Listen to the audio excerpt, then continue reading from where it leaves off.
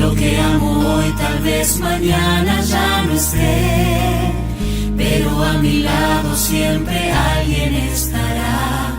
Mi vida cambiará, mis planes guiará. Cada día vuelvo a despertar por su poder, y su voz me llama cuando ve que caeré. Encomiendo a Cristo mi camino porque sé que si confío en Él, Él hará. Mi Señor, siempre estás tan cerca de mi corazón.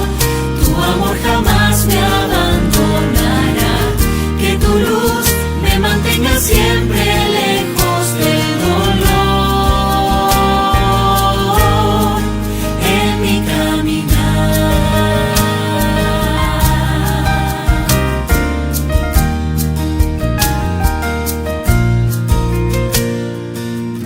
Porque mis errores en el mar se olvidarán, y como la nieve tu pureza me darás. Con cada segundo de mi vida que se va, entrego todo a ti y siento paz.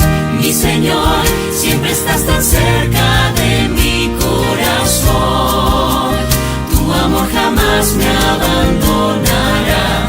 Que tu luz me mantenga siempre lejos del dolor en mi caminar.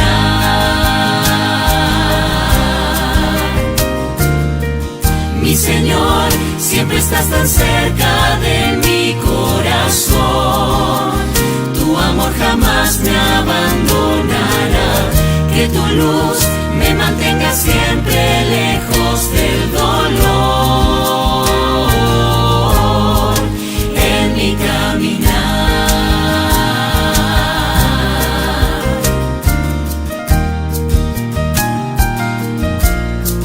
En mi caminar.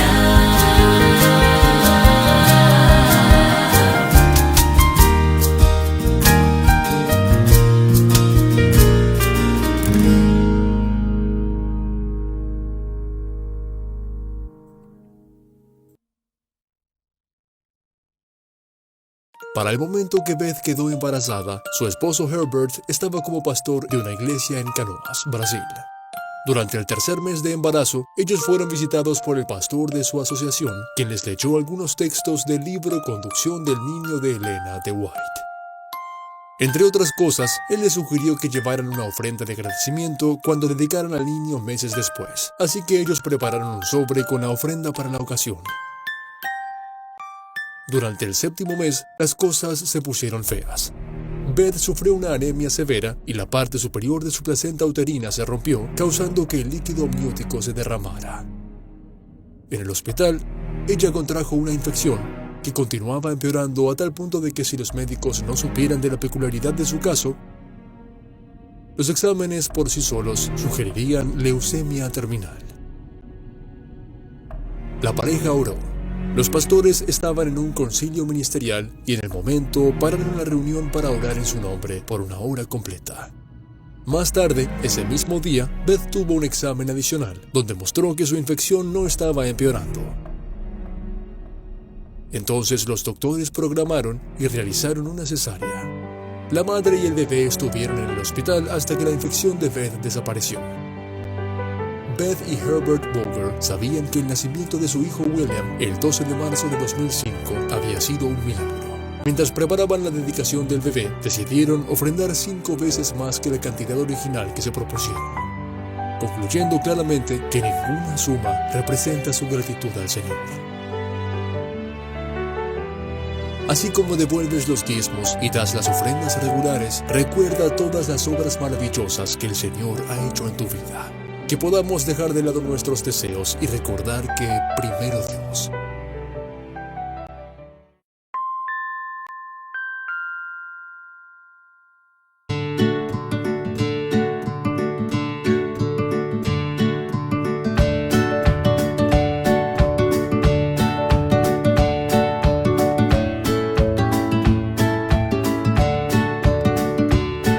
Hola niños, este es el momento del rincón infantil. En esta oportunidad les voy a contar lo que le pasó a Chris. Él estaba tan contento porque había salido a caminar con su papá. Él le encantaba salir a caminar con el papi. Mientras que estaban caminando, él se puso a cantar.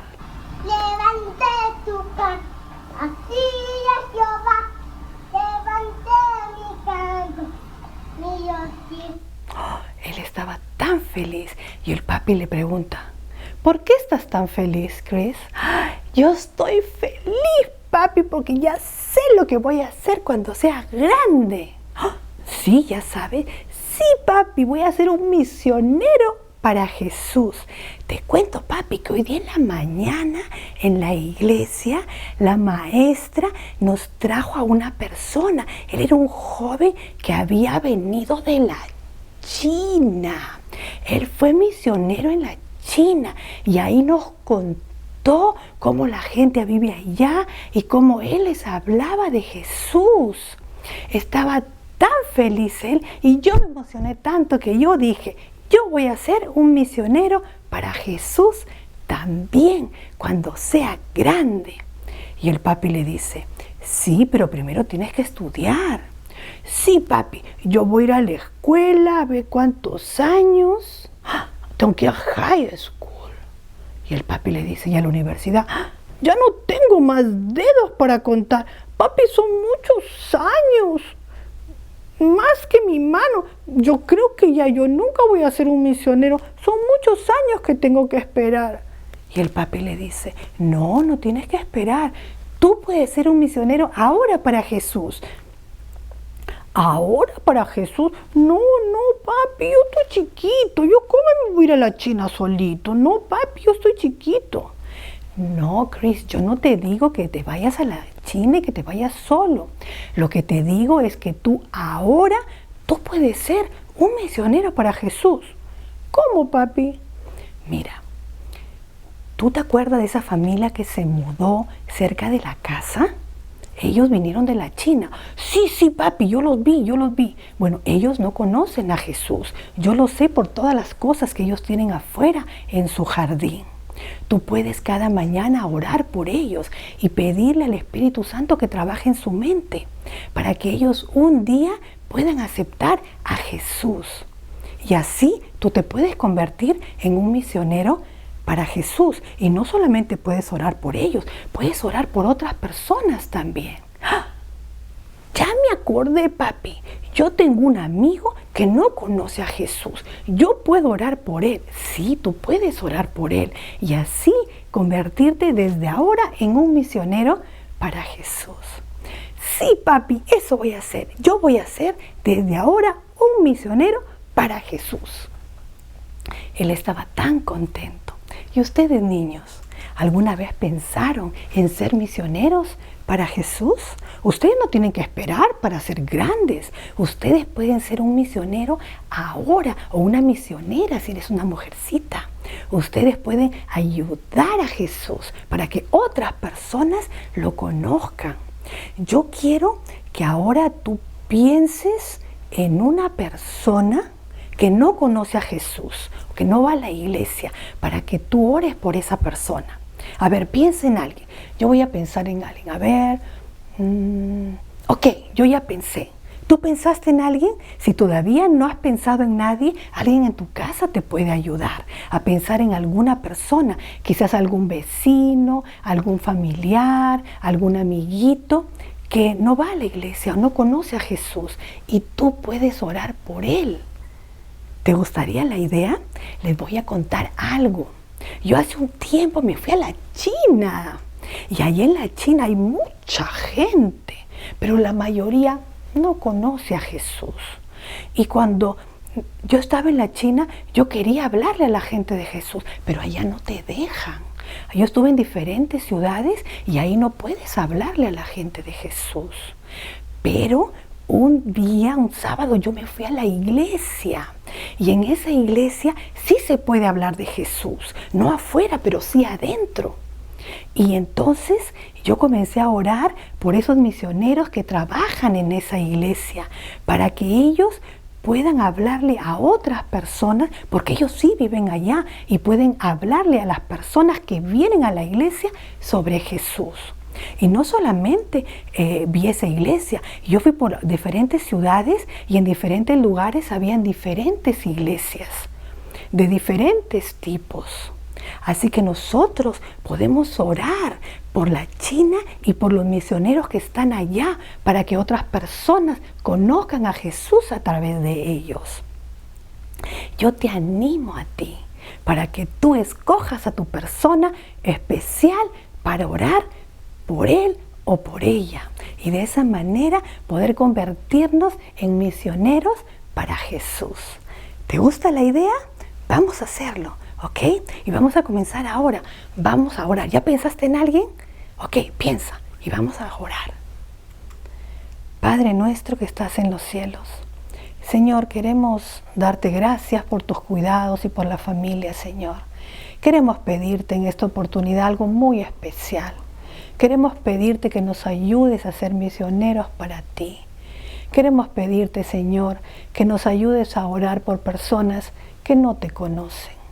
Yo estoy pensando en alguien especial y cada uno de los niños también está pensando en alguien especial. Te pido, Señor, que nos ayudes a orar todos los días por esa persona para que un día pueda aceptar a Jesús. Todo esto te lo pedimos en el nombre de tu amado Hijo Jesús. Amén. Bye, niños.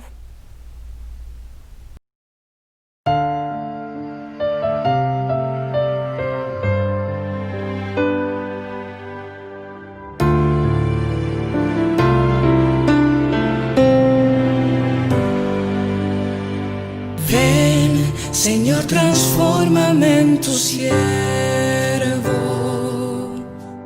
Ven, renueva cada pensamiento. Ven, perdona mis errores. Ven y sana mis dolores. Ven, quita mis temores para que en libertad te adore.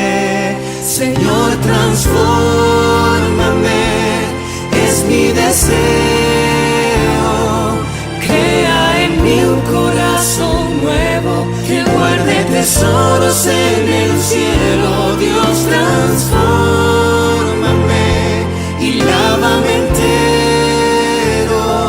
Solo tu sangre tiene el poder de purificar. Transfórmame.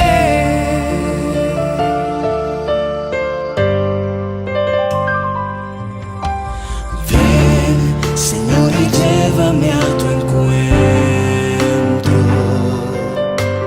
Ven, sé fuego y nube en el desierto.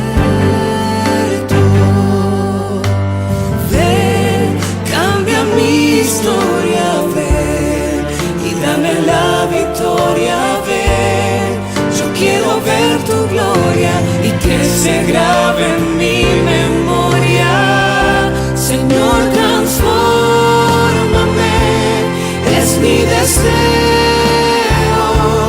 Crea en mí un corazón nuevo que guarde tesoros en el cielo.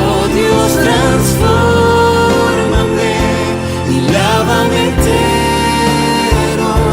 Solo tu sangre tiene el poder de purificar. Transfórmame.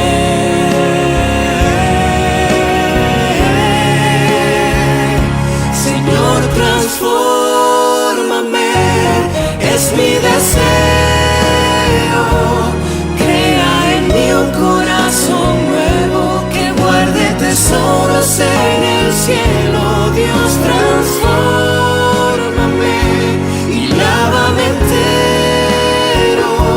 Solo tu sangre tiene el poder de purificar.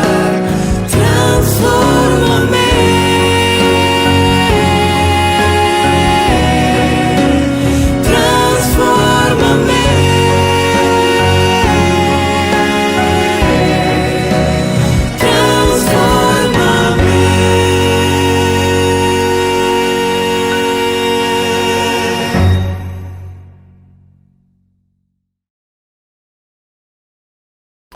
Es un gozo, queridos hermanos, poder estar juntos en esta hora para estudiar la palabra del Señor. Y antes de comenzar, quisiera decirles que al finalizar este estudio, después del canto que vamos a tener, yo no quiero que te vayas, porque el canto es una oración y es un deseo. Yo quisiera compartir algo más adicionalmente. Así que te pido que te quedes hasta el final. Vamos a inclinar el rostro para orar. Querido Padre que estás en el cielo, te queremos dar gracias porque nos das la oportunidad de poder abrir tu palabra. Rogamos la presencia de tu Santo Espíritu, para que, Señor, al estudiarla, que sea Él quien nos hable, y que podamos tener el deseo de poder seguirte de acuerdo a lo que tú nos estás mostrando en esta hora. Son favores que te rogamos confiando en Cristo Jesús, nuestro Señor y Salvador. Amén. El título de nuestro estudio, ustedes lo pueden ver, es Reavivamiento.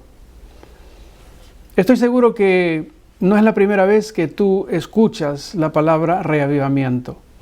Este es un tema que a lo largo de los años la palabra no es nueva y el estudio estoy seguro que no es nuevo. Sin embargo, vamos a estudiar la palabra del Señor y vamos a encontrar una historia fascinante. En esta historia nosotros encontramos el dolor del pueblo de Dios, pero también encontramos la victoria que podemos llegar a tener en Cristo Jesús. Y esta historia se encuentra registrada en 1 Samuel, en el capítulo 4 y en el versículo 1. Y Samuel habló a todo Israel. Por aquel tiempo salió Israel a encontrar en batalla a los filisteos y acampó junto a Ebenezer, y los filisteos acamparon en Afec. A lo largo del Antiguo Testamento vamos a encontrar que los filisteos eran una piedra en el zapato, o en este caso tal vez en la sandalia del pueblo de Dios, de los israelitas. Constantemente están ellos provocando, atacando, y no solamente eso, sino en algún momento los filisteos tomaron cautivos a los israelitas y los sometieron. Aquí encontramos, esta es una escena en la época del profeta Samuel. Era la época donde el profeta, el vidente, era Elí. Por lo menos era el encargado de los asuntos espirituales del pueblo. Samuel era un niño, era muy pequeño, pero la historia que nosotros estamos comenzando a estudiar es cuando ya Samuel creció y se desarrolló en su función de profeta. Así que aquí encontramos al pueblo de Dios que están frente a frente para tener una batalla. Versículo 2. Estamos leyendo 1 Samuel, el capítulo 4. El versículo 2 dice: y los filisteos presentaron la batalla a Israel, y trabándose el combate, Israel fue vencido delante de los filisteos, los cuales hirieron en la batalla en el campo como a 4,000 hombres.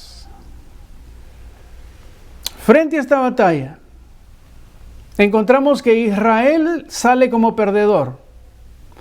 Y 4,000 hombres, 4,000 podrían ser padres, 4,000 hombres fuertes que tenían algún tipo de familia, terminan muriendo. Acá hay un problema en este versículo. Y no piensen mal lo que voy a decir. El problema que yo encuentro en este versículo es con el resultado. El resultado. ¿Por qué? Y vamos a ver por qué. Vamos al libro de Deuteronomio, el capítulo 28, y vamos al versículo 7. Ustedes van a encontrar que en el libro de Deuteronomio, en el capítulo 28, hay una parte que habla sobre las bendiciones que Dios le daría a su pueblo como resultado de la obediencia. En el versículo 7 dice: Jehová derrotará a tus enemigos que se levantaren contra ti, por un camino saldrán contra ti, y por 7 caminos huirán delante de ti. Esta es la promesa que había recibido el pueblo de Dios. Él les aseguraba que Él iba a derrotar a los enemigos de Israel. Pero la condición era de que ellos pudiesen ser obedientes. En el mismo capítulo, en el versículo 25, aparecen las consecuencias de la desobediencia. Dice: Jehová te entregará derrotado delante de tus enemigos, por un camino saldrás contra ellos, y por 7 caminos huirás delante de ellos, y serás vejado por todos los reinos de la tierra. Así que aquí encontramos las dos opciones, las dos posibilidades que Dios le había dado a su pueblo. O Él iba a derrotar a sus enemigos, o ellos serían derrotados por sus enemigos. Aquí, obviamente, hay un problema. Hay un problema en el pueblo. Y el problema que encontramos en el pueblo es que algo está fallando en el pueblo de Dios. Porque si no hubiese sido ese el caso, ellos hubiesen disfrutado de la victoria, hubiesen disfrutado de la promesa de que Jehová iba a derrotar a sus enemigos. Sin embargo, ¿cuál había sido el resultado? 4,000 hombres fueron muertos en el campo de batalla. Pero retomemos la historia ahí en 1 Samuel, en el capítulo 4 y en el versículo 3, para ver la reacción del pueblo después de la derrota. Dice: cuando volvió el pueblo al campamento, los ancianos de Israel, ojo, esto es el grupo de líderes que había en esa época. Los ancianos de Israel dijeron: ¿por qué nos ha herido hoy Jehová delante de los filisteos? Traigamos a nosotros de Silo el arca del pacto de Jehová, para que viniendo entre nosotros nos salve de la mano de nuestros enemigos. ¿Cuál fue la reacción? La reacción no fue vamos a orar, la reacción no fue vamos a consultar a Dios, la reacción no fue vamos a tratar de ver por qué es que nosotros hemos sido derrotados ahora, sino que la pregunta directamente va: ¿por qué nos ha herido hoy Jehová delante de los filisteos? Le echaron la culpa a Dios por la derrota que ellos habían tenido. Aquí empezamos nosotros a percibir que este grupo no estaba en una relación tan estrecha con Dios, porque la acción siguiente lo demuestra. No, vuelvo a repetir, no consultan con Dios, y entonces ahora ellos van a buscar soluciones frente a un problema, van a buscar soluciones humanas. ¿Y cuál es su solución? Traigamos a nosotros de Silo el arca del pacto de Jehová. El arca del pacto de Jehová es el lugar que se encontraba en el lugar santísimo, donde se manifestaba la presencia de Dios mediante el sumo sacerdote. Era lo más sagrado que tenía el pueblo de Israel. Y ahora ellos agarran o por lo menos toman la decisión de traer el arca. Y miren la declaración que está allí. Dice, vamos a traer el arca del pacto para que viniendo entre nosotros nos salve. Ahora le dan un poder de salvación al arca. ¿De dónde sacan ellos esas ideas? Lo sacan de la manera como peleaban las otras naciones. Las otras naciones, para poder vencer, iban a la guerra cargando sus dioses. Y entonces ellos se encomendaban a sus dioses y buscaban que mediante sus dioses ellos pudiesen tener victoria en la guerra. Lo cual empieza a demostrar que el pueblo de Dios, desde el más grande hasta el más pequeño, están teniendo serios problemas de poder entender al Dios de Israel. Por las decisiones y por echarle la culpa a Dios. No solamente eso, sino que ahora a la Shekinah, que es el nombre que se le daba al arca del pacto, ahora ellos están confiando de que la Shekinah, el arca del pacto, trayéndolo, les va a salvar. Y vamos a ver si el razonamiento, si la conjetura frente a una situación les da el resultado que ellos quieren. Vamos al versículo 4. Y envió el pueblo a Silo y trajeron de allá el arca del pacto de Jehová de los ejércitos, que moraba entre los querubines, y los dos hijos de Elí. Estos eran sacerdotes.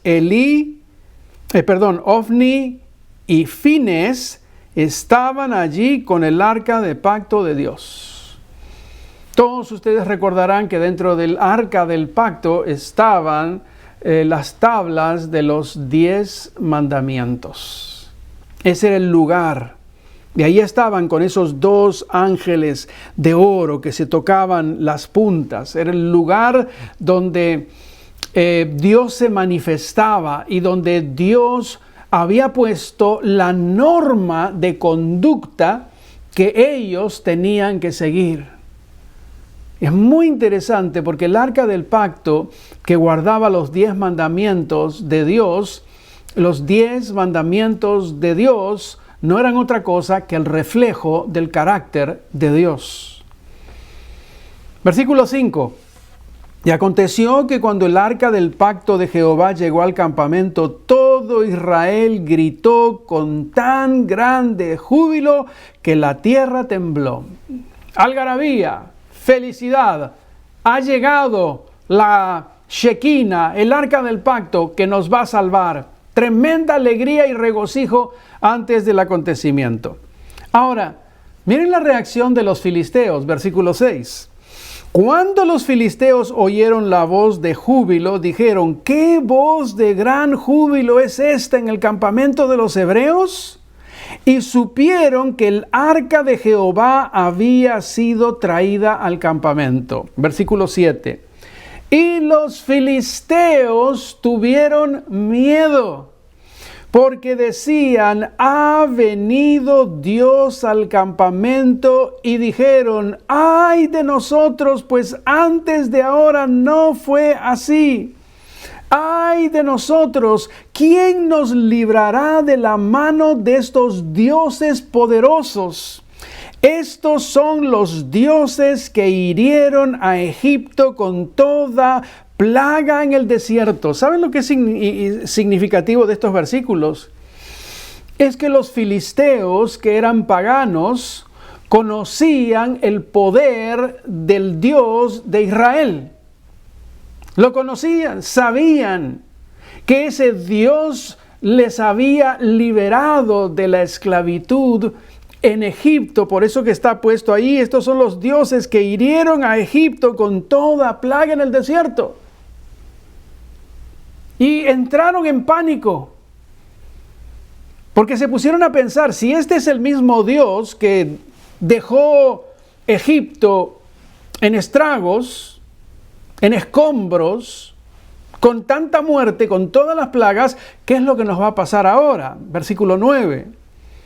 Y entonces ahora ellos tienen que animarse. Esforzaos, oh filisteos, sed hombres, para que no sirváis a los hebreos como ellos os han servido a vosotros. Sed hombres y pelead.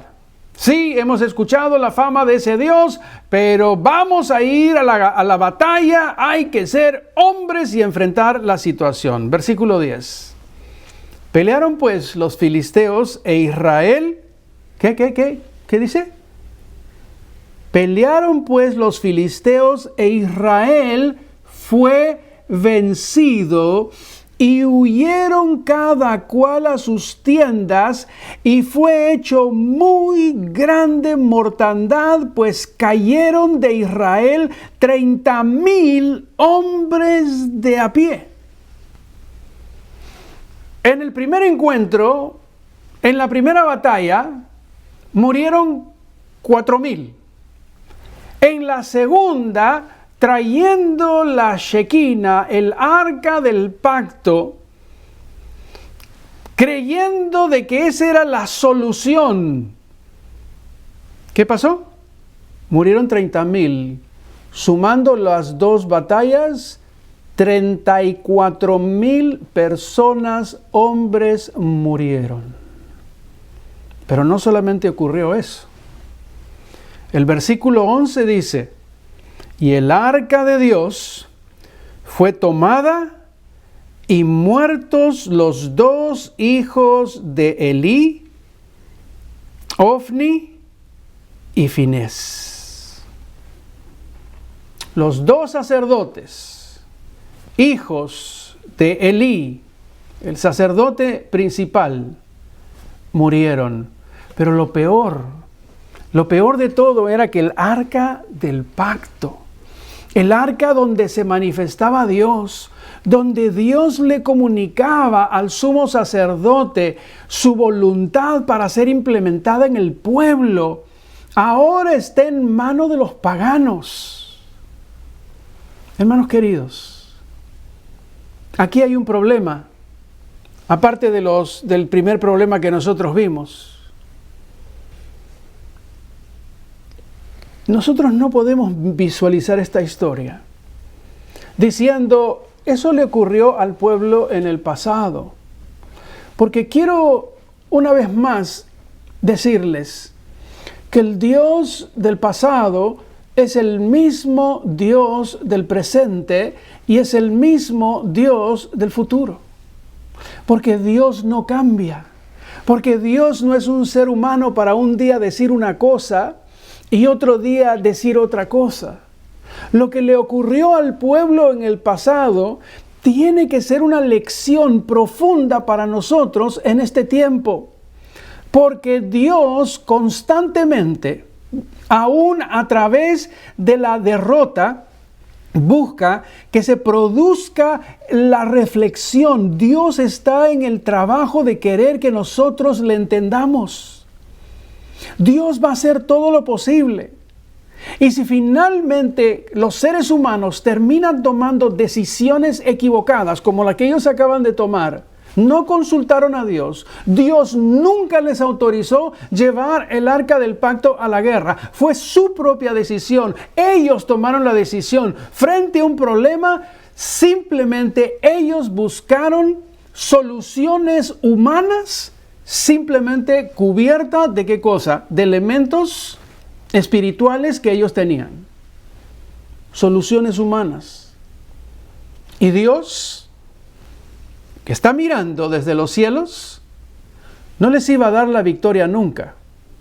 Porque darles la victoria hubiera sido simplemente afianzarlos en el error que ellos estaban teniendo, en el que estaban viviendo. Dios, a través del dolor, va a producirles ahora la posibilidad de reflexionar. Pero la pregunta es, ¿por qué el pueblo de Dios fue derrotado? Un poquito de historia. para que tengamos una idea. Ahí en 1 Samuel, en el capítulo 2, en los versículos 17 se nos dice, los hijos de Elí eran hombres impíos. Un momentito, los hijos de Elí no eran los sacerdotes. Dice, los hijos de Elí eran hombres impíos y no tenían conocimiento de Jehová. Qué terrible que ellos hayan estado allí juntamente con el pueblo en una función dada por Dios y sin embargo no tenían la más mínima conocimiento ni relación con ese Dios. ¿Podría ser? Me he hablado muchas veces a mí mismo. Hago la pregunta de mi propia interrogante. ¿Podría ser que estoy en el pueblo de Dios y no conozca a Dios? ¿Podría ser que yo como ministro predique las cosas de Dios y no conozca a Dios? Sí puede ser. Sí puede ser. Porque conocer a Dios no es simplemente el repetir el nombre de Dios. Conocer a Dios es tener una relación de intimidad, es saber que de ese Dios, es conocerle, es hablarle, es confiar en ese Dios, es obedecer a ese Dios. En otras palabras, Dios no es un desconocido. Cuidado. No vaya a ser que estando nosotros en la iglesia, como ellos que formaban parte del pueblo de Dios, en el fondo ni siquiera conocían a Dios. Pero miren el resultado de la acción de estas personas. Versículo 17. Era pues muy grande delante de Jehová el pecado de los jóvenes, porque los hombres menospreciaban las ofrendas de Dios. ¿Qué significa eso? Todas las personas venían, traían sus ofrendas y era una parte. Había que quemar la grasa, había que quemarla allí y esperar que la grasa se consuma y luego de la carne que estaba allí, una parte era para los sacerdotes y la otra parte quedaba para aquellos que le estaban trayendo, pero ellos no, ellos lo que querían, no dejaban que se consuma la grasa. Tienen que leer la manera del ritual en el libro de los Levíticos. Sin embargo, ellos se querían quedar con mayor cantidad de la ofrenda que estaban trayendo y les amenazaban a ellos si es que el pueblo no hacía eso. Ahora, no solamente ocurría eso. Lean los versículos anteriores. No tengo todo el tiempo para poder leerlo en detalle. Elí era muy viejo. Este es el padre. Este es el líder principal. Y él oía de todo lo que sus hijos hacían con todo Israel. No era con un grupito, era con todo Israel. Y cómo, miren, inclusive dormían con las mujeres que velaban a la puerta del tabernáculo de reunión. En otras palabras, aquí había un caos absoluto. Desde el más encumbrado hasta el más pequeño. ¿Y cómo sabemos eso? El espíritu de profecía nos dice, el servicio que Dios había ordenado fue menospreciado y descuidado porque estaba asociado con los pecados de hombres impíos, mientras que aquellos cuyos corazones se inclinaban hacia el mal se envalentonaron en el pecado, la impiedad, el libertinaje y hasta la idolatría prevalecían en forma alarmante. Esta era la condición en la cual se encontraba el pueblo de Israel. Estaban en abierto pecado en contra de Dios. Y ahora imagínense ustedes, en esa condición ellos van a la guerra, Dios no les iba a dar la victoria nunca. Vuelvo a repetir, porque si Dios les hubiese dado la victoria, los hubiese reafirmado en su pecado y Dios no quiere eso. Nunca les iba a dar el triunfo. Por eso es que murieron 4,000 y después murieron 30,000, 34,000 en total, y el pueblo necesitaba reaccionar. ¿Saben cuál es lo lindo? Que a pesar de la derrota, a pesar de la angustia, el dolor, Dios nunca, escuchen bien, hermanos queridos, Dios nunca olvida a su pueblo. Ahora, ¿cómo sabemos eso? Primera de Samuel, capítulo 7, y vamos al versículo 2. Desde el día que llegó el arca a Kiriat Jearim, pasaron muchos días, miren, 20 años, y toda la casa de Israel lamentaba en pos de Jehová. Desde la muerte, desde la pérdida de las 2 batallas, desde la muerte de esos 34,000, pasaron 20 años. 20 años es bastante tiempo. Es una vida. Para nosotros, los seres humanos, que en los mejores años podemos llegar a vivir, qué sé yo, 80 años, el que llega a 80 y un poco más, se debe sentir más que feliz. El que llega a 90 ya se pasó los límites, y si alguien por ahí llega a los 100, ya entra al libro de los récords. 20 años es mucho tiempo, pero habían pasado 20 años. Versículo 3. Y habló Samuel a toda la casa de Israel. Ahora viene lo que Dios quería. Miren ahora, diciendo, Samuel, el profeta fiel, si ustedes leen toda la historia, muere los 2 sacerdotes, muere el padre, muere Elí. Ahora está Samuel. Miren lo que nos propone Samuel de parte de Dios.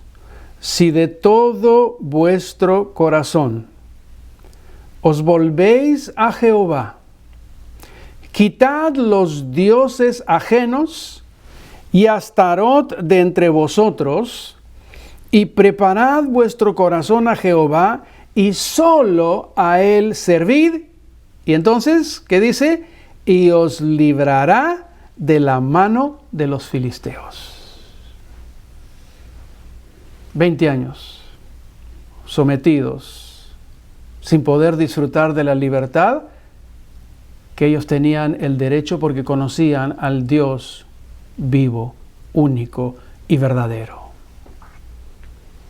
Vuelvo a repetir, Dios nunca va a dejar a las personas como están. Dios va a hacer todo lo posible. Dios va a buscar, va a apelar. Aquí Dios está apelando. Si ustedes se dan cuenta, lo que Dios aquí está proponiendo es sumamente interesante. Y vamos a tratar de analizarlo uno por uno. Miren lo que dice allí. Comienza diciendo sí. Cada vez que nosotros encontramos la palabra sí, es una condición. Si ustedes hacen esto, entonces el resultado será este. Miren lo que está diciendo ahí. Primero es el sí, es la condición. Ahora, ¿qué cosa le pide? Dice sí, de todo vuestro corazón. Dios no quiere un pedazo de ti. Dios no quiere el 99.9% de tu ser. Dios quiere el 100% de tu ser. Pero pastor, le estoy dando a Dios el 99%. Por lo menos me quiero quedar con un puntito para mí. No lo digo yo, lo dice la palabra del Señor. Dios es un Dios que quiere todo tu ser. Y si en algún momento tenemos la idea de por qué quiere Dios todo y por qué no se puede contentar con un poco, es porque Dios quiere que tú seas bendecido, porque Él sabe que si tú estás con Él es mejor que estar totalmente por tu cuenta pensando que te va a ir mucho mejor. Dios quiere todo. Tu corazón, la palabra corazón en el hebreo es L-E-B, lev, es el asiento de las emociones. Nosotros muchas veces actuamos por emociones, por impulso, dependiendo. Un día nos emocionamos, un día lloramos, un día tomamos decisiones, un día vamos a querer cambiar, otro día simplemente frente a un problema nos enfurecemos, levantamos la mano, decimos cosas que no tenemos que decir, amenazamos. O sea, los seres humanos somos un cúmulo de pasiones. Dios quiere tener el control absoluto de nuestras emociones. Porque si nuestras emociones están siendo controladas por Dios, nuestras reacciones van a estar de acuerdo con la voluntad de Dios. Por eso que Dios te pide tu corazón. En otro versículo dice, dame, hijo mío, tu corazón. Así que aquí está haciendo, si de todo vuestro corazón, no le está diciendo a ellos un pedacito, volvéis a Jehová. Miren, cuando te están diciendo que vuelvas es porque te has ido. Te fuiste. Cuando tú te vas, ¿qué estás haciendo? Le estás dando la espalda a Dios. Ahora, podría ser que yo estoy dentro de la iglesia y a pesar de que yo estoy dentro de la iglesia, en realidad me he ido, estoy fuera. Porque la presencia física en la iglesia es importante, pero no necesariamente implica que yo estoy en armonía con el Dios del cielo. Yo puedo haberme ido hace mucho tiempo y sin embargo todavía estoy dentro de la iglesia. Cuando digo haberme ido es simplemente estar totalmente desconectado de Dios, de la voluntad de Dios, de lo que le agrada a Dios, y sin embargo todavía estoy en la iglesia. ¿Cuál es la apelación? Volvéis a Jehová. Y ahora les va a seguir avanzando, porque Dios está poniendo sus condiciones. Dice, quitad los dioses ajenos. Dios no solamente apela diciendo algo, sino que ahora Él va a pedir que se produzca una acción. No es solamente de palabras, es simplemente ahora vas a tener que hacer algo. Va a tener que producirse algo, va a haber que hacer algo, no te puedes quedar así. Hermanos queridos, Dios no nos va a dejar de la misma manera que nosotros somos, porque si nos quedamos siendo de la misma manera que nosotros somos, nos vamos a perder. Él que nos mira, Él sabe, Él conoce, Él comprende cuáles son los estorbos, cuáles son las piedras de tropiezo que hay dentro de nosotros. A veces nosotros no nos damos cuenta. A veces nosotros tenemos lo que yo llamo consuelo de tontos, y me van a disculpar la expresión. Yo veo que otro está peor que yo y digo, yo no estoy tan mal como esa persona. Y sin embargo no me doy cuenta, porque yo estoy mirando los errores de los demás y no me estoy dando cuenta de mis propios errores. Pero yo necesito quitar, y por eso es que yo necesito decirle a Dios, Señor, si no me estoy dando cuenta de las cosas que son un estorbo para mí, yo necesito que tu Santo Espíritu me ayude a poder comprender qué cosa es lo que tengo que quitar, qué son esos estorbos. Dioses ajenos, pastor, yo no tengo dioses ajenos. Pensemos un poco. Dioses ajenos, ídolos. Ídolo es todo aquello a lo cual tú le dedicas una buena cantidad de tu tiempo. Pueden ser cosas, pueden ser personas, pueden ser ambiciones, puede ser una gran cantidad de cosas. Algunos inclusive pueden tener su trabajo como un ídolo. No estoy diciendo que no hay que trabajar. No, hay que trabajar porque de ahí viene el sustento. Pero hay la gente que simplemente no piensa en otra cosa, rompe sus relaciones familiares porque solamente piensa en el trabajo. Trabajólicos. Su ídolo. Y muchas veces eso nos termina separando de Dios. ¿Qué es lo que Dios le está diciendo? Quitad los dioses ajenos. Y ahora, ¿qué cosa es lo que viene a continuación?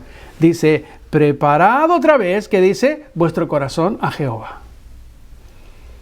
Así que dice, yo te voy a plantear esto, si tú estás dispuesto, quisiera todo tu corazón, quisiera que regreses a mí, quisiera que quites los dioses ajenos o los impedimentos. Ahora prepárate, porque estás cumpliendo con lo que yo te estoy diciendo. Ahora necesito que tú prepares tu corazón, porque ahora viene la parte hermosa. Y entonces, aquí viene la exclusividad de Dios. Dice, solo a Él servid. Dice, necesitas tú llegar a un punto en tu vida de que estás en tanta sintonía con Dios, tu frecuencia con Dios es tal de que no tengas ningún estorbo, ningún impedimento para poder realmente servir a Dios. El gran problema que nosotros tenemos como seres humanos en nuestras iglesias, en nuestras casas, es simplemente que nosotros tenemos una cantidad de cosas que nos distraen. Muchas veces nos distraen los problemas, nos distraen situaciones, nos distraen rencores, tantas cosas que nos distraen. Cuando tú tienes el deseo realmente de agradar a Dios, tú vas a venir y vas a ponerte sobre el altar. Vas a entregar tu vida. El apóstol Pablo lo muestra de una manera sumamente hermosa. De que nosotros necesitamos venir sobre el altar y entregarlo absolutamente todo. Y ahora Dios dice, si has hecho todas esas cosas, ¿qué es lo que dice? Él, que terminará haciendo, librará de la mano de los filisteos. Este planteamiento de Dios no es otra cosa que lo que nosotros hoy día entendemos por lo que es un reavivamiento y una reforma.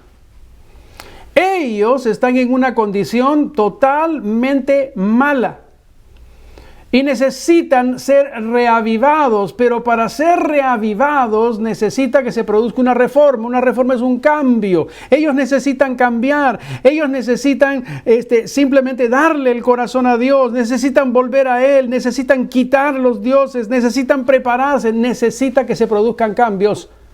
Y cuando se produzcan esos cambios, que esa es la parte de la reforma, entonces vendrá ese reavivamiento. Miren lo que dice esta cita.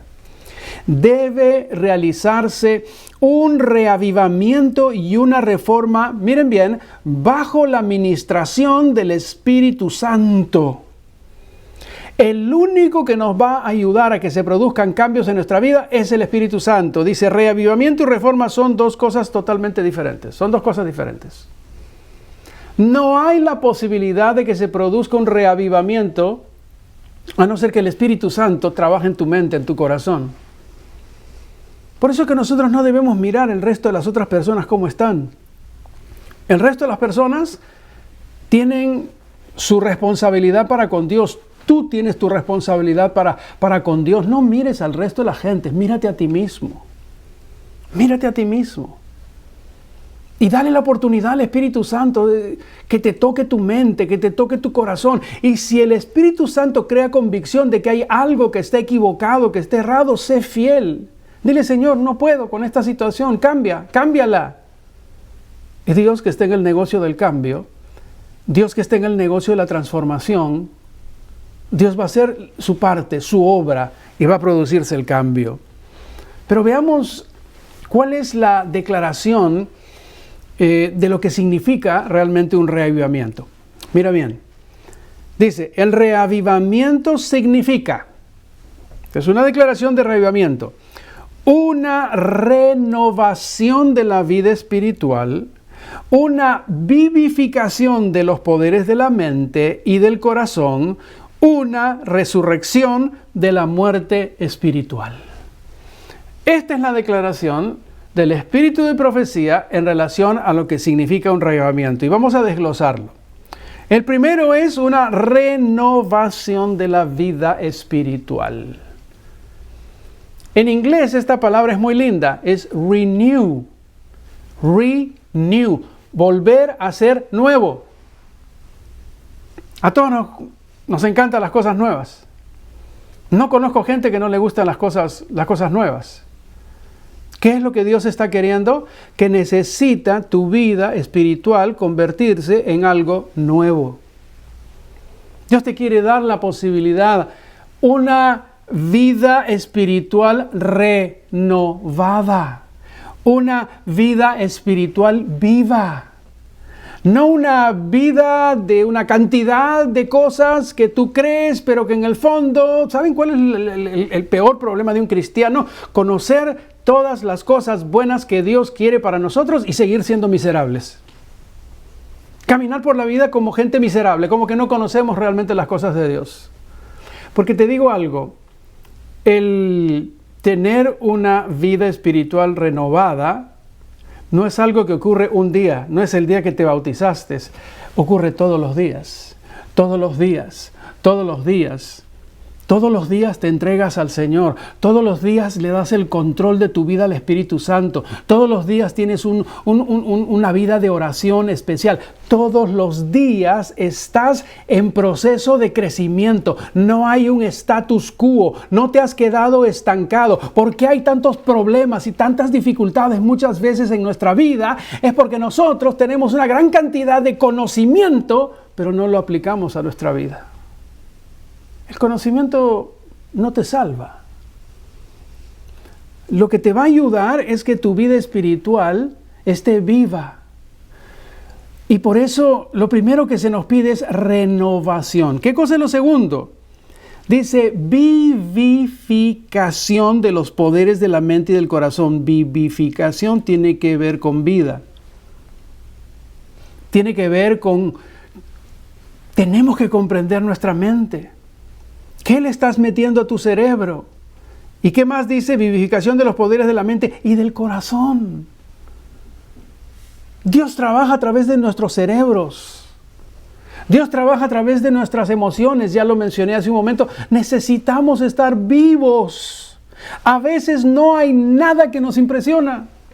O de repente por ahí nos impresiona un sermón, reaccionamos, por ahí, qué lindo, qué bonito, y de repente 3 días después simplemente seguimos siendo las mismas personas de todos los días, desperdiciando el privilegio de ser personas que estamos vivos, que todos los días estamos conociendo. Miren, el que cree que ya llegó al conocimiento pleno de todas las cosas, el que piensa que ya sabe todo, en realidad no sabe nada. Porque el conocimiento de Dios es progresivo. Nunca debemos perder nuestra actitud de aprendizaje constante y diario. El día que dejaste de aprender, dejaste de crecer. Para las cosas de Dios necesitamos, yo utilizo mi ejemplo, no es el mejor, pero cada día que yo estoy leyendo o que estoy estudiando, me doy cuenta que cada día sé menos. Y digo eso ¿por qué? Porque la vastedad y la profundidad de las cosas que Dios tiene, cada vez te hacen darte cuenta de que simplemente hay mucho por seguir estudiando y aprendiendo. Y no es para desanimarse, porque hay gente que no le gusta estudiar. Pero si hay algo que necesitamos tomar tiempo, es vivificar los poderes de nuestra mente y del corazón. ¿Saben lo que destruye por completo el que nosotros desarrollemos más nuestra mente? Es la televisión. La televisión no nos da la posibilidad de poder pensar lo que nosotros estamos mirando, porque todo entra y no se procesa. Cuando tú lees un libro, te sientas, lees, horas, te hace reflexionar. Necesitamos regresar. Muchas de nuestras casas están repletas de libros que nunca hemos leído. ¿Qué otra cosa más nos dice la cita? Necesita haber una resurrección. Otra vez, aquí hay situación de muerte. Estás muerto, según lo que dice la cita, espiritualmente. Hay que levantarse. Hay que levantarse. La vida espiritual tiene que ser viva y tiene que ser latente. Ahora miren el significado de reforma. La reforma significa una reorganización, un cambio en las ideas y en las teorías, en los hábitos y en las prácticas. Vamos a desglosar esto también. Es una reorganización. ¿Qué significa una reorganización? Significa de que hay muchas cosas que están desordenadas.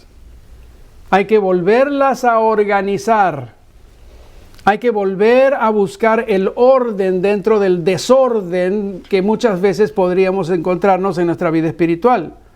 Pero también implica que tiene que haber cambio. Cambio. Reforma implica cambio. ¿Cambio en qué? En primer lugar, en nuestras ideas. En nuestras ideas necesitamos estar con nuestros oídos abiertos, con nuestra mente clara para recibir constantemente las cosas que Dios nos está queriendo dar a través de su palabra. A veces pensamos, no, ya mis ideas, ya conozco todo. Y vuelvo simplemente al pensamiento anterior, no lo conocemos todo, ni nunca lo vamos a conocer todo. Es más, aun cuando lleguemos al cielo, vamos a seguir estudiando la cantidad de cosas que hay ahí. Necesitamos un cambio de ideas. Necesitamos quitarnos una cantidad de cosas que no son correctas ni están en la palabra del Señor. Necesitamos un cambio de teorías. ¿Lo que crees tiene fundamento bíblico? Porque muchas veces mandamientos y costumbres de hombres y de seres humanos las hemos convertido en leyes divinas y no es así. A veces nosotros tenemos nuestras propias leyes basadas en nuestras propias teorías. Bueno, esto es lo que yo creo que debe ser y de repente eso que yo pienso que debe ser así, que es una teoría, lo convierto en una ley y luego lo impongo a la gente. No es así. Ninguno de nosotros seres humanos tenemos el derecho de imponer nuestras teorías a la gente. Eso sí, tenemos la posibilidad de acercarnos a la palabra de Dios para ver si nuestras teorías realmente tienen un fundamento. Si no tiene un fundamento, simplemente delete. Pero también nosotros necesitamos cambiar nuestros hábitos. Hábitos tienen que ver con costumbres. Mientras estudiaba mi maestría en salud pública, una de las cosas que se quedó muy clara en mi mente es que para cambiar un mal hábito necesitas 3 semanas. Lo voy a volver a repetir. Para cambiar un mal hábito en tu vida necesitas 3 semanas. Durante 3 semanas deja de hacer ese mal hábito, sea cual fuere. 3 semanas. Y entonces tienes la posibilidad de que ese hábito empiece a cambiar. Es la manera como funciona nuestro cerebro. ¿Cuáles son los malos hábitos que tienes? Pídele al Espíritu Santo. A veces uno de los malos hábitos que tenemos es simplemente mirar las dificultades de los demás sin mirar nuestras propias dificultades. Hábitos. Necesitamos dejar que el Espíritu Santo nos cambie. Pero también necesitamos las prácticas, las cosas que practicamos, las cosas que hacemos, las cosas que vivimos que no están correctas. Así que, ¿qué cosa es una reforma? Es una reorganización, es un cambio de ideas, de teorías, de hábitos y de prácticas. Ahora, la reforma no traerá los buenos frutos de la justicia a menos que esté vinculada con el reavivamiento del Espíritu. Todas las cosas que nosotros queremos que se produzcan como cambio en nuestra vida no se podrá lograr como resultado de nuestra fuerza de voluntad, por más grande que nosotros creamos que la tenemos. Necesitamos ayuda del cielo, necesitamos ayuda divina. Y qué hermoso saber que tenemos al Espíritu Santo aquí abajo en esta tierra. Por eso que menciona allí, la reforma no traerá los buenos frutos de la justicia a menos que esté vinculada con el reavivamiento del Espíritu. ¿Quién nos saca de la muerte espiritual? Es el Espíritu Santo. Solos no vamos a poder. Ahora, el reavivamiento y la reforma han de realizar la obra señalada y al hacer esta obra, ambas deben combinarse. O sea que no puede producirse un reavivamiento si no hay una reforma. Y si se produce una reforma y no es hecha de la manera correcta, tampoco se va a producir un reavivamiento. Estas dos van juntas de la mano. Pero frente al planteamiento, necesito que recuerden, estamos en la historia de Primera de Samuel. Y yo les dije que Dios nunca deja a su pueblo. Porque Dios le plantea algo a su pueblo. Por eso es que estamos leyendo nosotros esto. Él les plantea que se produzcan esos cambios que Él quiere. Vamos a retomar nuestra historia, 1 Samuel capítulo 7, versículo 4. Entonces los hijos de Israel, miren qué hermoso, ¿qué hicieron? Quitaron a los Baales y a Astarot y sirvieron solo a Jehová. Alabado sea el Señor. Alabado sea el Señor. Les tomó 20 años. 20 años les tomó darse cuenta de que no podían seguir de la misma manera que ellos se encontraban. Y ahora, frente al planteamiento del profeta de parte de Dios, finalmente toman la mejor de las decisiones. Las bendiciones de Dios vienen como resultado cuando nosotros hacemos nuestra parte, cuando hacemos lo que Dios nos pide. ¿Qué hicieron ellos? Quitaron a los Baales, sacaron el problema de en medio de ellos, porque Dios no va a hacer por nosotros lo que nosotros necesitamos hacer. Y entonces sirvieron, subrayen la palabra, solo a Jehová. En espíritu, en alma y en cuerpo. ¿Saben ustedes por qué Dios es exclusivista y nos pide que nosotros le entreguemos todo? Porque le pertenecemos. Le pertenecemos, y esto ustedes lo han escuchado, por creación, y le pertenecemos por redención, porque Él nos creó y Él nos salvó. Y si tú un día entraste a las aguas del bautismo y escuchaste el canto, dejo el mundo y sigo a Cristo, no te perteneces, no eres más tuyo. Tú le perteneces a Cristo Jesús, porque Él derramó su preciosa sangre para librarte de la condenación del pecado. Y entonces nosotros ahora necesitamos decir: Señor, solamente te voy a servir a ti, porque eso es lo correcto y eso es lo que nos va a ayudar a que nosotros podamos tener una vida espiritual viva. Miren lo que dice ahora el versículo 5. Y Samuel dijo: reunid a todo Israel en Mizpa, y yo oraré por vosotros a Jehová. Ahora que el pueblo toma la decisión de poder quitar todos sus ídolos y de servir solamente a Jehová, entonces ahora el profeta va a intervenir, va a interceder ante Dios. Versículo 6. Y se reunieron en Mizpa, y sacaron agua y la derramaron delante de Jehová, y ayunaron aquel día, y dijeron allí: contra Jehová hemos pecado. Y juzgó Samuel a los hijos de Israel en Mizpa. Versículo 7. Cuando oyeron los filisteos que los hijos de Israel estaban reunidos en Mizpa, subieron los príncipes de los filisteos contra Israel, y al oír esto, los hijos de Israel tuvieron temor de los filisteos. Claro, durante todo este tiempo los filisteos los han aterrorizado. Ellos acaban de escuchar la propuesta de Dios, acaban de tomar una decisión, pero ¡ay! Viene el enemigo, porque siempre ocurre así. Cuando tú quieres cambiar, cuando tú quieres acercarte a Dios, Satanás no se queda tranquilo. Es el momento que Satanás empieza a hacer lo que él solamente sabe hacer: intimidar, asustar. Y muchos cristianos se van corriendo y dicen: mejor me quedo como estoy en la situación porque no quiero enfrentar al diablo. El diablo está vencido. Satanás está vencido. Cristo Jesús lo venció en la cruz del Calvario. Pero ahora estos del pueblo de Dios escuchan que vienen los filisteos y ellos tienen temor. Versículo 8. Miren esta historia, cómo termina. Entonces dijeron los hijos de Israel a Samuel: no ceses de clamar por nosotros a Jehová nuestro Dios, para que nos guarde de la mano de los filisteos. Aquí hay un tremendo cambio en la decisión del pueblo. No ceses de clamar por nosotros a Jehová, miren, nuestro Dios. Antes tenían otros dioses, antes tenían otros estorbos. Ahora que los han sacado, ahora el Dios del cielo se convirtió en su Dios. Y ahora ellos entienden que es el único que les puede guardar de la mano de los filisteos.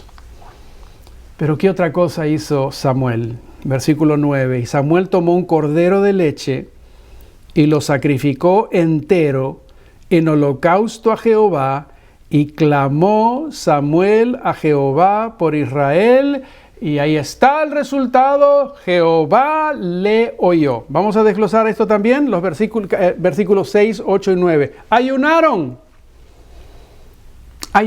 ¿Cuándo fue la última vez que como iglesia se produjo un ayuno?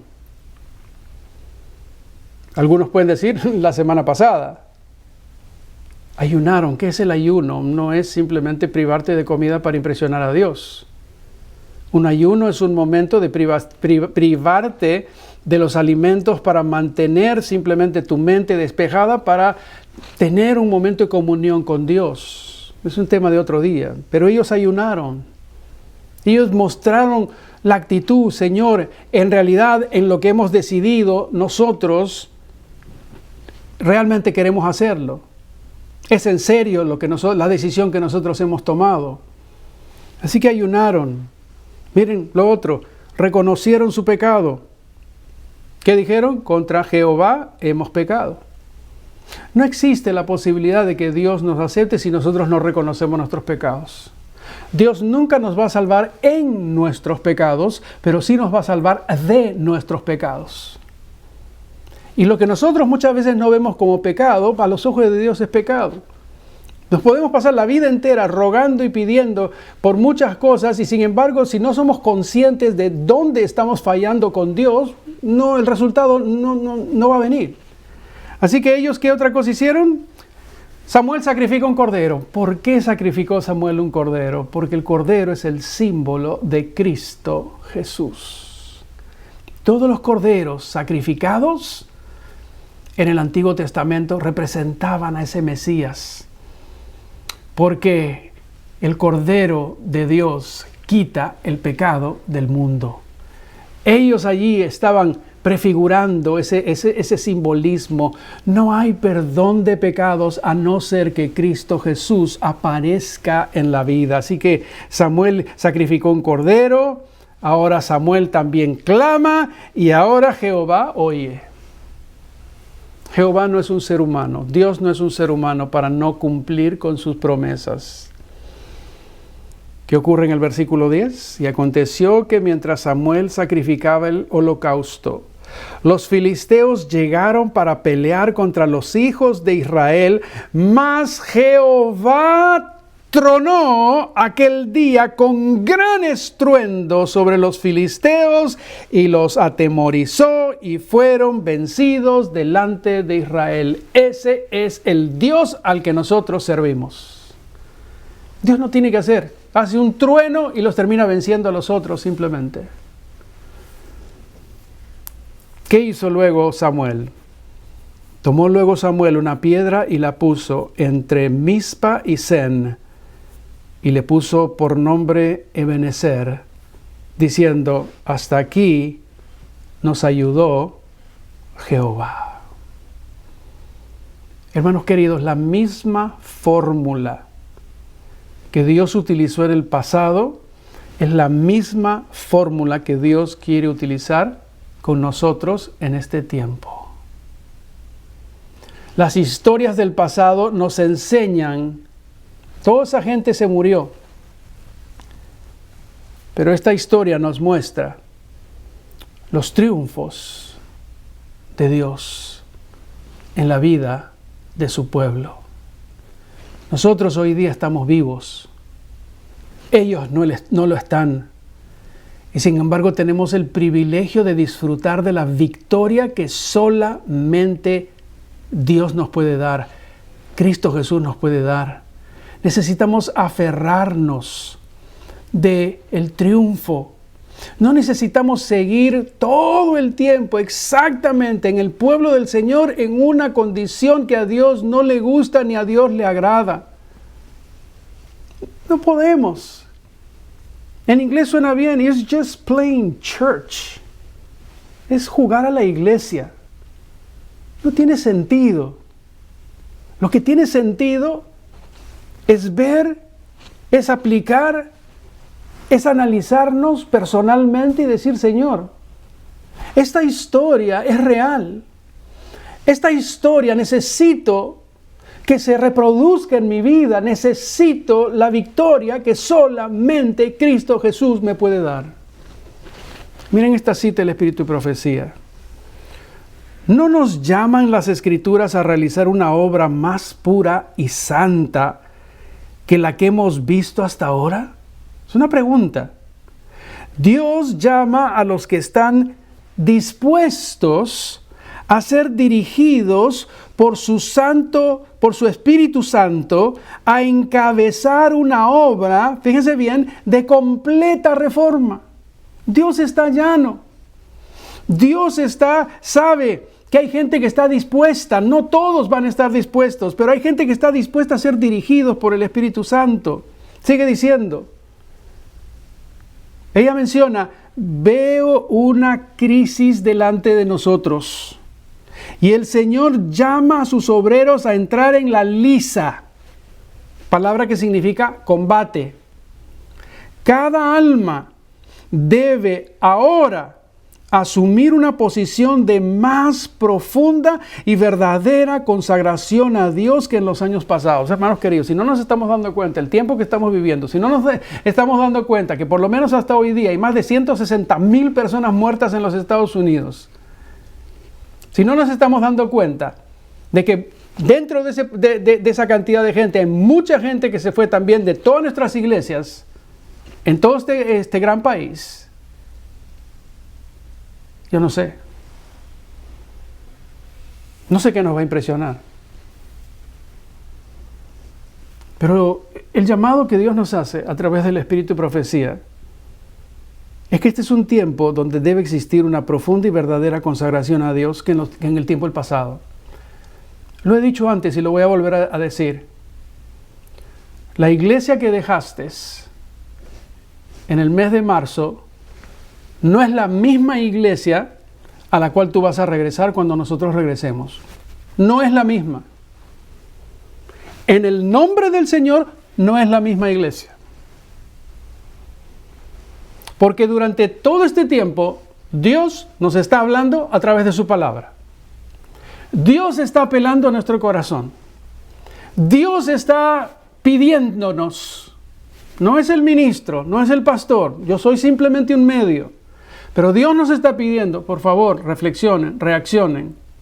Tiene que haber cambio, tiene que haber transformación. Hay una misión que cumplir. Dios tiene una misión en esta tierra, tiene una iglesia en esta tierra. No solamente Dios quiere salvar a la gente que no lo conoce, sino Dios quiere salvarnos a nosotros. Nosotros somos el centro de la salvación. Pero ¿cómo va a salvar a otros cuando nosotros mismos necesitamos ser salvos? Miren lo que continúa diciendo esta cita. He sido profundamente impresionada por escenas que recientemente han pasado delante de mí durante la noche. Parecía haber un gran movimiento, una obra de reavivamiento que se desarrollaba en muchos lugares. Nuestros hermanos acudían respondiendo al llamado de Dios. Mi pregunta es, si el Espíritu de Profecía vio un gran movimiento, una obra de reavivamiento que se desarrollaba en muchos lugares, nuestros hermanos acudían respondiendo al llamado de Dios, ¿por qué tú no puedes ser de esos hermanos que respondieron al llamado de Dios? ¿Por qué no?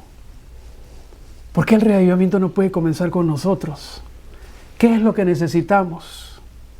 ¿Romper las barreras? ¿Romper lo que sea que haya que romper?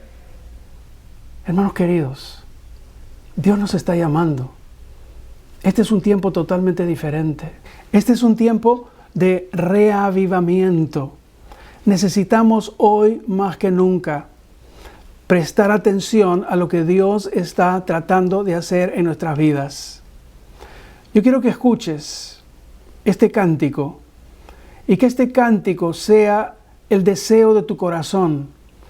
Mientras tú lo estás cantando, mientras tú lo estás escuchando, pídele a Dios que este sea una realidad, de manera tal de que aquello que hemos estudiado no sea simplemente el haber recorrido unos versículos bíblicos, sino que sea el llamado que Dios te está haciendo en esta hora.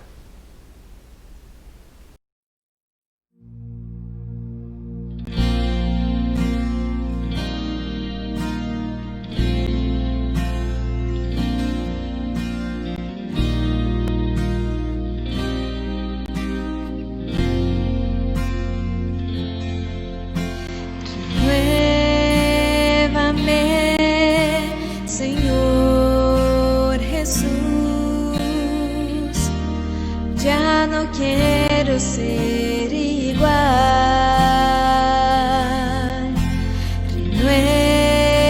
Renuévame, Señor Jesús. Pon en mí tu corazón, porque todo lo que hay dentro de mí necesita ser cambiado, Señor, porque todo lo que hay dentro de mi corazón necesita más de ti.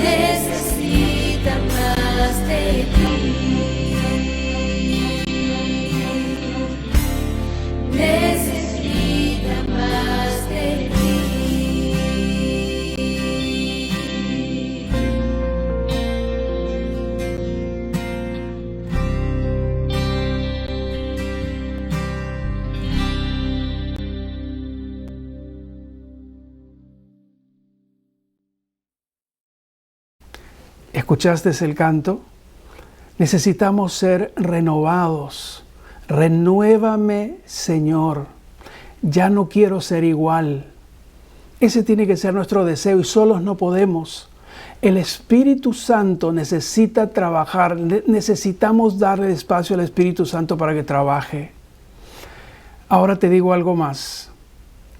Lo que tú vas a escuchar a continuación, si nosotros tomamos las decisiones claras y claves en este tiempo, la realidad del siguiente canto es la esperanza más grande.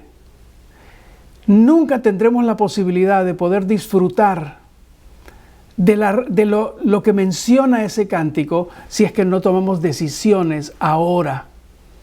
Así que yo te animo a que tú puedas escucharlo, cantarlo y desearlo. Yo sé que nos estamos demorando un poquito más, pero este es un tiempo sumamente importante y cuando termine el cántico vamos a orar.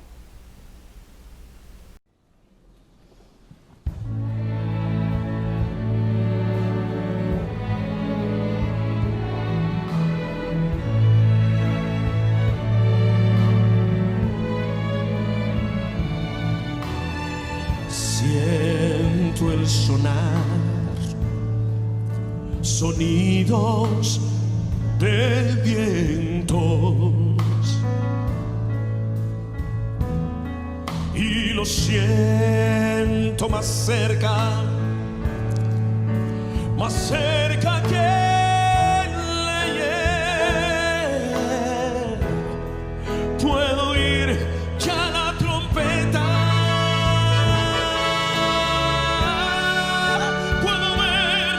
los salvados.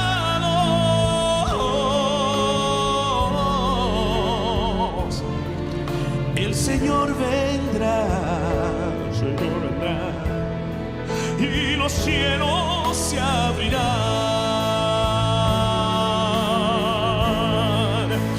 Cuando Cristo venga, bajando en sus nubes, los muertos resucitarán y se levantarán, y todos los que estemos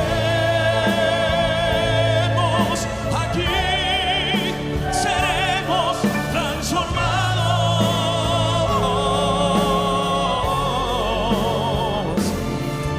Al clamor final, los cielos se abrirán. ¿Cuántos dicen amén? No. ¿Cuántos dicen amén? Que Cristo venga pronto. Que venga y que estemos listos con nuestras familias. No más dolor, no más muerte. Miren, las profecías cumpliéndose están. ¿Qué falta? ¿Qué falta, pastor? El pueblo escogido persecución tendrá, pero no teman, Jesús está con su pueblo. Solo falta poco tiempo. Todo indica que está cerca la venida del Señor, y al clamor final los cielos se abrirán.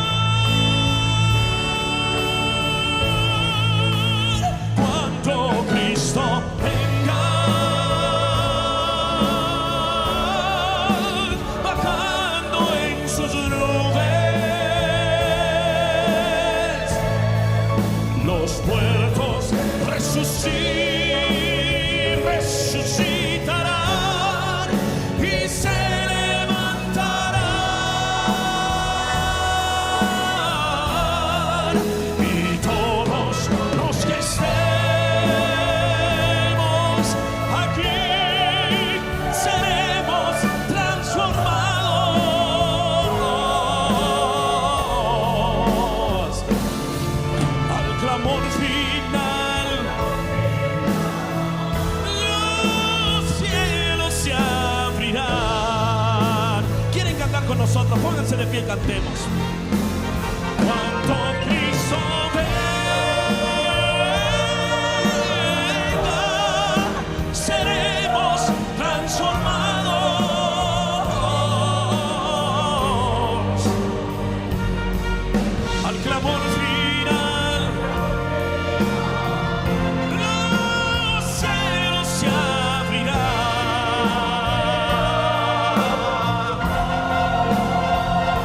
Al clamor final, los cielos se abrirán.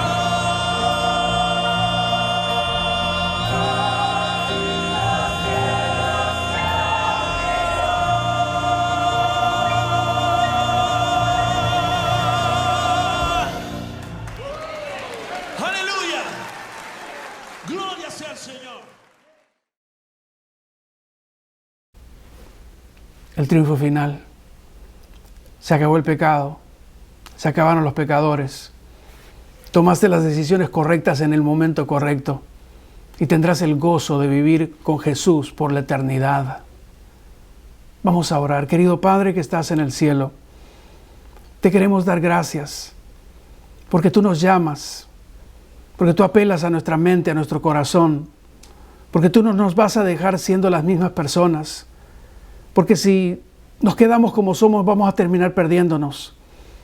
Señor, queremos formar parte de ese grupo de seres humanos que te verán volver por segunda vez, ya sea que estemos vivos o que muramos, que podamos verte por segunda vez y que podamos gozarnos contigo viviendo en el reino de los cielos. Que esa sea, Señor, nuestra realidad y el deseo de nuestro corazón. Gracias por lo que vas a hacer y gracias por lo que vas a seguir haciendo en nuestras vidas. Quédate con cada uno de las personas que están escuchando, que están viendo este programa. Son favores que te rogamos confiando en Cristo Jesús, nuestro Señor y nuestro Salvador. Amén. Que Dios te bendiga rica y abundantemente.